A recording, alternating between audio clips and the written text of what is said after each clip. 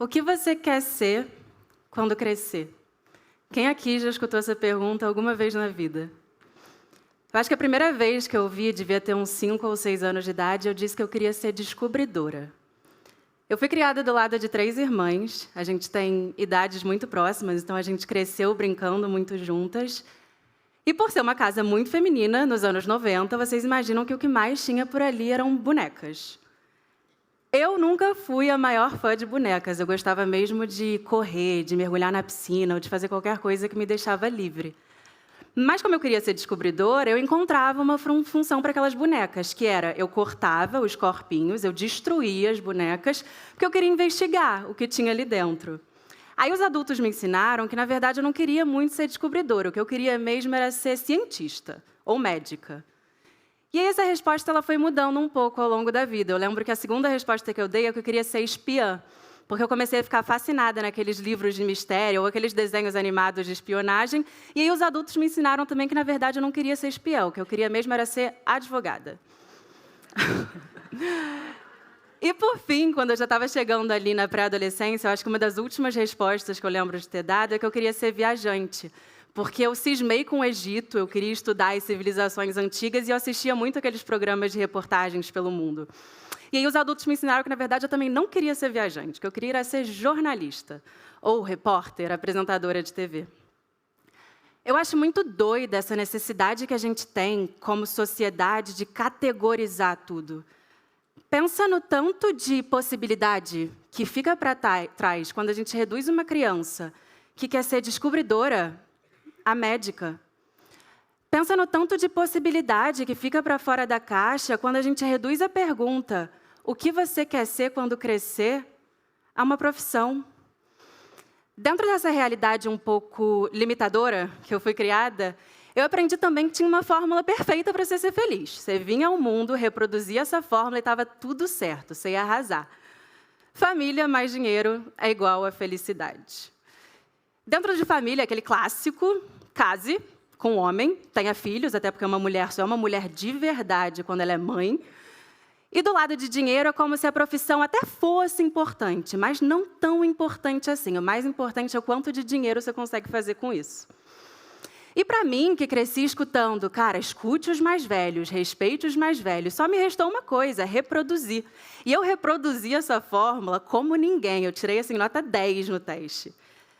Eu lembro de ter passado a minha adolescência inteira super preocupada em estar ali encaixada dentro daqueles padrões de beleza para conseguir encontrar um super-homem que fosse me amar e que eu fosse amar de volta.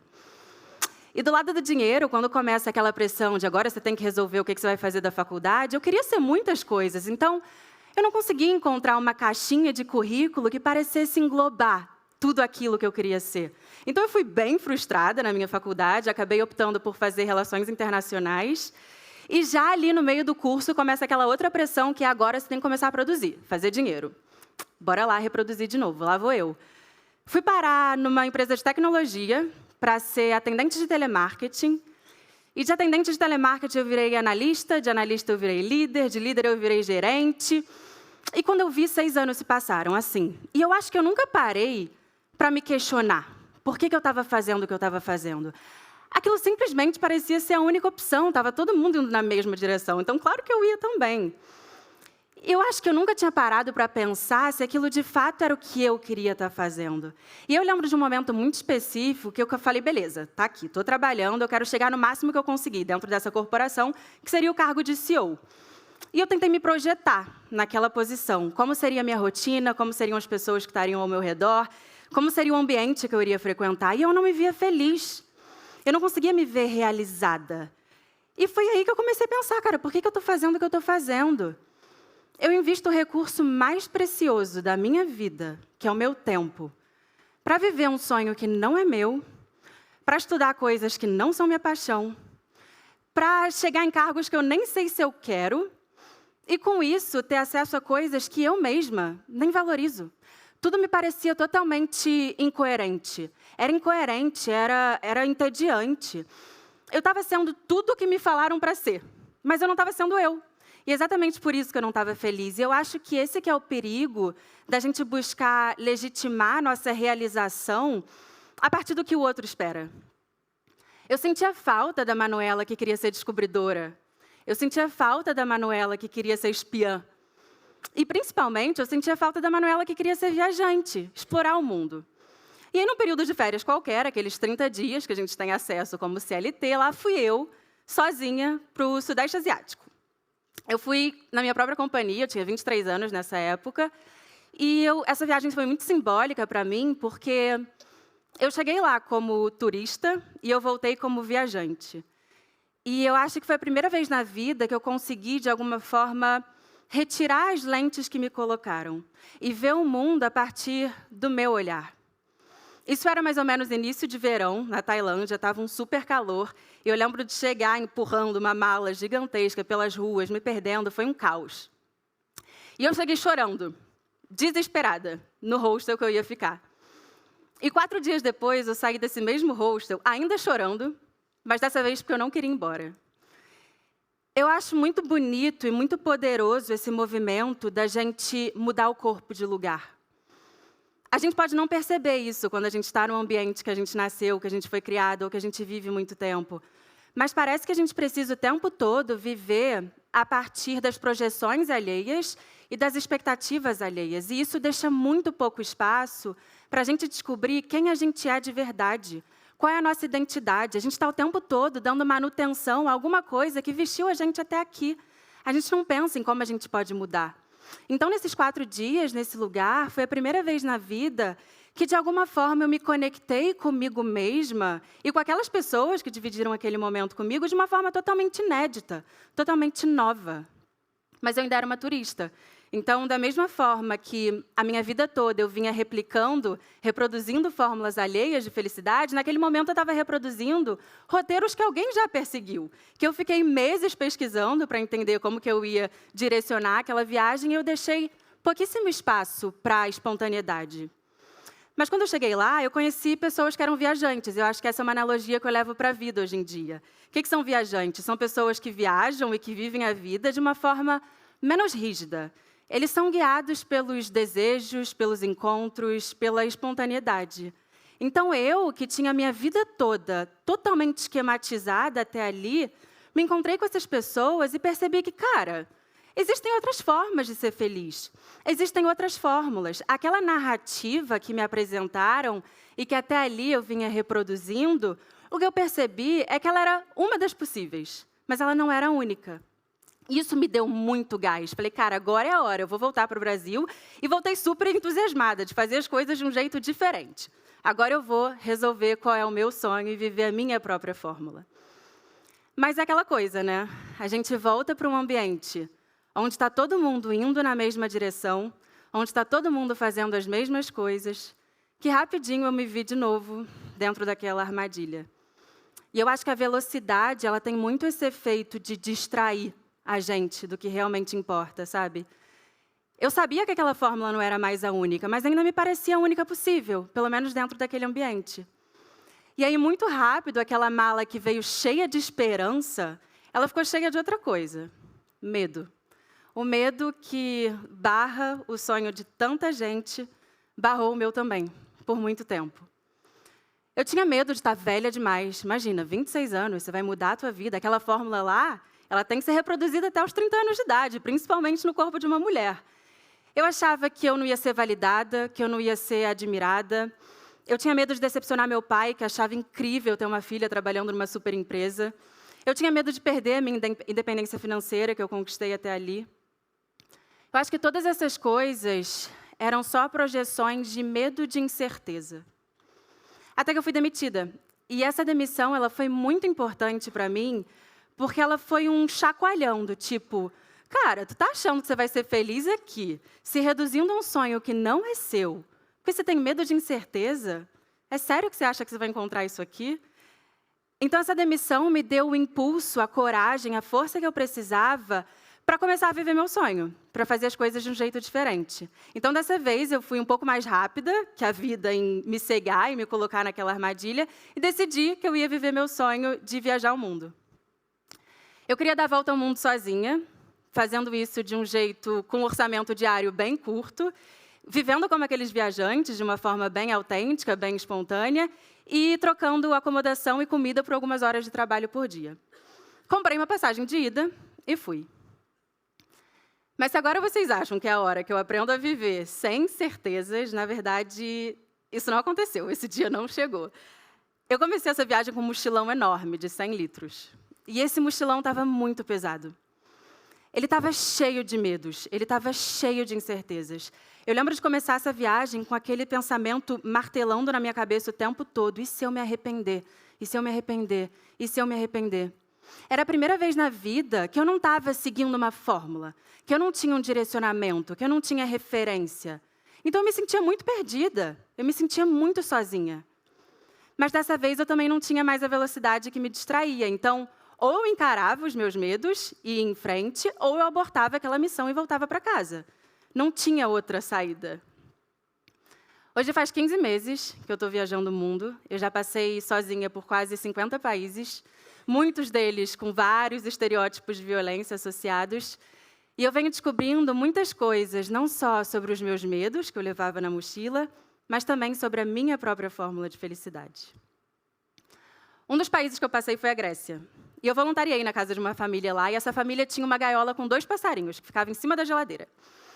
E esses passarinhos eram um inferno. Ele passava um dia inteiro cantando, acordava as crianças, acordava os cachorros. Todo mundo enchia o saco por causa do passarinho o dia todo. Até que no último dia, quando eu estava indo embora, o dono da casa, meio que num impulso, abriu a gaiola, pegou os 2 passarinhos e tacou pela varanda. Nesse momento, um dos passarinhos saiu voando, foi embora, nunca mais vi. O outro bateu as asas 2, 3 vezes e caiu no pátio do prédio.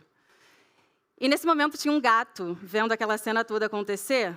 Óbvio que não perdeu tempo, avançou no pobre do passarinho que ali, creu, foi de arrasta para cima.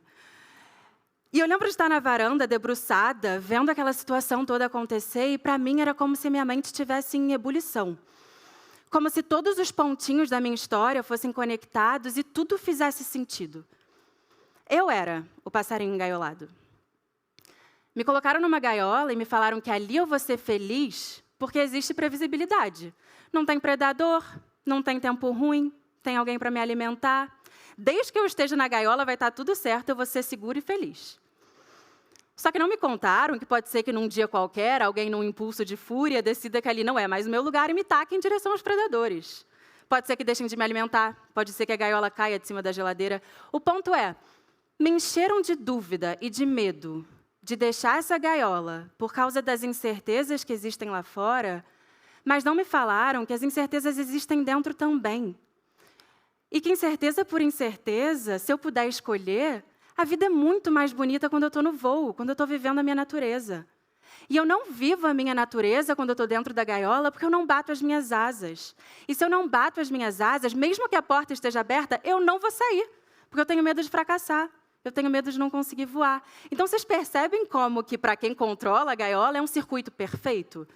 É genial, é incrível. A gente realmente tem que, no mínimo, dar um pouco de mérito para o sistema que inventa isso, porque a gente vai oprimindo as nossas potências, as nossas forças, em troca de uma segurança que não existe, é totalmente ilusória, e quando a gente vai ver, a gente se mingou tanto que a gente cede para o medo. E quando a gente cede para o medo, a gente topa viver uma vida dentro de uma prisão, mesmo sabendo que, às vezes, ela acontece no voo, fora dela. Então, os meus medos, o que eu percebi nesse momento, é que nada mais eram do que uma tentativa de me manter no controle, de me manter obediente. Durante a minha vida toda, me falaram, não fale com estranhos. E durante essa viagem, foram os estranhos as pessoas que mais me ajudaram pelo caminho. Me falaram que eu seria feliz se eu tivesse o sonho da casa própria. E hoje eu vejo que eu não preciso de 4 paredes no meu nome para me sentir em casa, em qualquer lugar do mundo. Me falaram que eu estava saindo para viajar o mundo porque eu estava perdida. E hoje eu vejo que eu estava sendo reprimida. E que não tem nada que tenha me aproximado mais da minha essência do que sair desse lugar onde tinha tanta projeção sobre mim. Me falaram que ficar sozinha, viajar sozinha, imagina, sem amigo, solitária. E hoje, cada minuto que eu passo na minha companhia, eu me aproximo mais de mim. Eu confio mais em mim mesma. E eu nunca conheci nenhuma pessoa realizada de verdade que não confie em si. E eu acho que, principalmente, sendo uma mulher, quando você conhece o seu valor, isso é uma arma contra esse sistema que tenta oprimir a gente o tempo todo. Eu ainda tenho medos. Eu estaria mentindo para vocês se eu dissesse que não, mas o ponto é que os meus medos, eles não têm mais o poder de me frear. Eles não têm mais o poder de me engaiolar, porque eu percebi que quando eu tive um pouquinho de coragem para espiar o que existia para fora da gaiola, eu vi que é aí que a vida acontece. É no voo, é quando a gente está vivendo a nossa natureza. E falando em coragem, isso tem muito a ver com o que eu venho descobrindo sobre a minha própria fórmula de ser feliz. E para eu chegar na minha fórmula, a primeira coisa que eu precisei fazer foi me desapegar dessa ideia de fórmulas muito rígidas, muito imutáveis, e chegar numa coisa que é mais próxima de um modelo. É um modelo que me ajuda a tomar decisões. E que não importa qual é a fórmula que eu vou ter na minha vida naquele momento, é um modelo que vai me ajudar a endereçar se eu estou mesmo sendo feliz e se eu estou mesmo em paz. Porque o que eu percebi é que a gente cresce muito com essa ideia de que as decisões são eternas, que todas as decisões são decisões de longo prazo. E eu acho que não precisa ser assim. Igual essa viagem, eu brinco falando que são temporadas. Então, eu acho que não, quando a gente fica com essa ideia de que, cara, qualquer decisão que eu tomar vai ser uma decisão eterna, é quase como se tudo fosse uma sentença. E aí é muito fácil a gente ceder para o medo, porque a gente acha que não vai ter volta. E eu acho que a vida não precisa ser assim. Igual eu vivo em temporadas, eu posso viver ciclos, ou seja, ter várias pequenas fórmulas. Então, o modelo que eu cheguei, eu chamei de Triângulo da Harmonia. E o que eu percebi é que, para mim, a felicidade tem muito mais a ver com esse estado de paz de espírito e de serenidade do que um objetivo final. Eu percebi que a felicidade tem muito a ver a olhar para dentro do meu coração e me perguntar se existe harmonia entre o que eu sinto, o que eu falo e o que eu faço. Eu entendo que as prioridades, elas mudam ao longo da vida e está tudo bem. Então, se hoje, por exemplo, liberdade geográfica é uma coisa inegociável para mim, pode ser que amanhã ou depois passe a ser rotina, estabilidade ou até dinheiro mais família. Não tem nada de errado nisso, está tudo bem. Desde que essa seja uma decisão consciente, eu estou tomando por mim, e que eu esteja sendo coerente em relação ao que eu penso, o meu discurso e a minha fala, eu vou estar em paz, eu vou estar feliz. E aí, qual é o pulo do gato aqui? Eu até percebi que, na verdade, não existe uma fórmula para a felicidade, ou pelo menos não uma fórmula universal. Mas eu entendi também que existe uma receita para a infelicidade. E essa receita se chama covardia. É impossível, ou muito improvável, que eu preencha esse triângulo se eu não tiver coragem. E coragem não é a gente agir sendo inconsequente. Coragem é agir apesar do medo, apesar das incertezas. E nós, mulheres, a gente não foi criada para coragem. A gente foi criada para perfeição. A gente foi criada para caber, não para expandir. E eu acho que tomar consciência disso é fundamental para a gente começar a falar, cara, aqui não, chega, para a gente romper com os lugares que tentaram colocar a gente. Eu acho que toda coragem feminina, ela é coletiva, porque ela é uma mensagem que a gente envia para todas as outras mulheres de que a gente pode ocupar lugares diferentes, de que a gente pode ter novas referências. Recentemente, eu subi o campo base de uma das maiores montanhas do mundo, que é o Annapurna, fica no Nepal. E essa montanha você sobe, o circuito você sobe pelo mesmo caminho que você desce. Então, conforme eu estava subindo aquela montanha, tinha algumas mulheres que estavam descendo, e elas não sabiam, mas inconscientemente elas estavam me mandando uma mensagem de que eu também conseguia chegar lá. Então, eu acho que a coragem feminina ela é coletiva, não só porque é uma mensagem de nova referência, mas porque ela traz segurança, ela traz conforto, ela mostra que a gente também consegue chegar lá. Então, se faltar coragem de fazer por você, faz pela gente. Eu comecei essa viagem com um mochilão de 100 litros, gigantesco. Hoje eu viajo só com 40. E essa redução de volume, para mim, ela é muito simbólica, porque representa o peso de todas as incertezas, de todos os medos que alguém colocou na minha mochila, que por muito tempo eu carreguei, mas que eu não precisava mais. Eu fui me despindo ao longo do tempo daquelas coisas que eu carregava desnecessariamente na minha mochila. Eu acho que isso tem muito a ver com essa história que eu quero contar para vocês da escultura de Davi, do Michelangelo. Tem uma história muito bonita que conta a resposta que ele deu. Davi é considerada a escultura mais perfeita do mundo. Ela foi feita a partir de um único bloco de mármore. E aí, a resposta que Michelangelo deu, quando foi perguntado como que você fez para fazer um negócio tão perfeito, tão impecável, e ele disse, eu simplesmente removi tudo aquilo que não era Davi. Quais são as coisas que estão aí hoje, mas que não são você? Quais são os pesos que você carrega na tua mochila de forma desnecessária? Quais são as gaiolas que a expectativa alheia te colocou? Eu acho que é sempre tempo da gente voltar para aquela pergunta. O que você quer ser quando crescer? Mas hoje eu te convido para uma reflexão diferente. O que você deixou de ser quando cresceu? Muito obrigada. Obrigada.